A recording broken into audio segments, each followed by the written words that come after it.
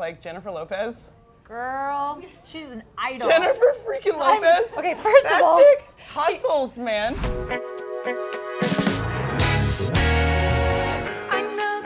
You were on the very first episode of Austin After Hours. Yes, I was. Over 2.5 years ago. That will Can't believe always it's been that long. be such a gift to me. Thank you. A lot has changed since then. What's still the same?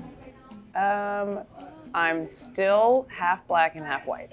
Still a woman. That's literally about it. I don't do the middle part anymore. I wear lipstick now, and now I wear like stage clothes instead of just like, hey, look at this nice shirt I got at Banana Republic, you know? Who inspired this look? I went for the Wonder Woman thing with like a hint of Cleopatra. Mega things have happened since we've seen you last, including your sold-out show at the Paramount Theater. Yeah. As an Austin kid, how does that feel? That was pretty crazy. I went to the Paramount a lot as a kid. The talent buyer there was like, well, why don't you do the stateside? The Paramount fits 1,200, and I was like, ooh, yeah, okay, maybe we should do the stateside. It's like 300-400, right? And then my manager, who's born hype man, he's like, no problem. It all went great. And the whole day was crazy. I dropped like the rest of my savings on filming it, and I filmed the whole day. Because it's such a pivotal day in your life. Yes, exactly. You I had to document. There's no repeat of the first time I headlined a 1,200 cap venue. Yeah, at the Paramount Theater. In my hometown. There's no repeat of that. What a special day. Cheers to that day. Yes.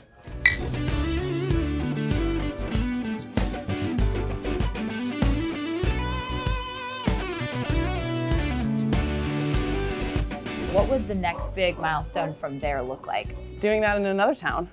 You know what I mean? Yeah. I can do it in Austin, but I've been building in Austin for a few years now, and I've noticed there's no such thing as like making it on any level. It's true, it's a constant evolution. It's a constant evolution. If you start to observe people who have been in the media for a long time, you start to realize how hard they work. Right. Like Jennifer Lopez.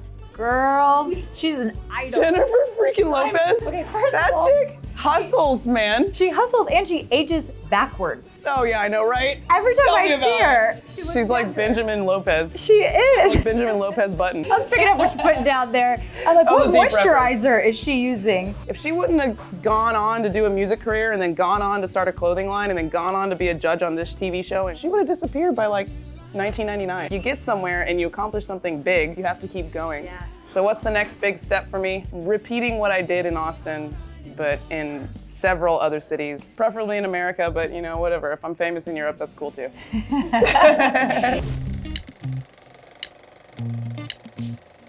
This year was mega. You brought the joy to all of us. Joy to the World Tour. Well, the album's a personal achievement for me because I finally was able to work with other producers. For the longest time, I just did my own stuff, and I never understood the intricate process of recording and putting together a recording and committing to an arrangement. Finally, I worked with a producer named Michael Ramos. He has a studio out in Westlake, and he introduced me to the idea that before you start recording, like, what are you trying to say? What are you trying to do? What are you trying to portray? What are you trying to make people feel? And that changed kind of how I approach recording forever. Wow. Now I'm like trying to make records that live forever instead of just recording my band. And something that doesn't ever get old. You hear it and you feel the same thing that somebody who heard it for the first time 20 years ago felt. I want my kids rocking out to Jackie Venson, shredding it. Only one way to achieve that, and that's to really put thought into the arranging and recording process. So Joy is kind of like my first example of that. It's actually gonna be in Starbucks stores. Okay, talk about living forever. Yeah. What does that look like? Well, the first two songs off of Joy, Only Have You and Keep On, are gonna be played in the main Starbucks store playlist. And we're not just talking Austin Starbucks, We're folks. talking about all the Starbuckses. So basically, So every all 10 feet, 5,000 of them. all 500,000, All every 6 block in billion of America. them. All 6 billion of them. You can walk into Starbucks and then you can walk across the street to the other Starbucks. You hear Only Have You in one Starbucks, you cross the street and then hear Keep On in the other Starbucks. It's called Starbucks hopping.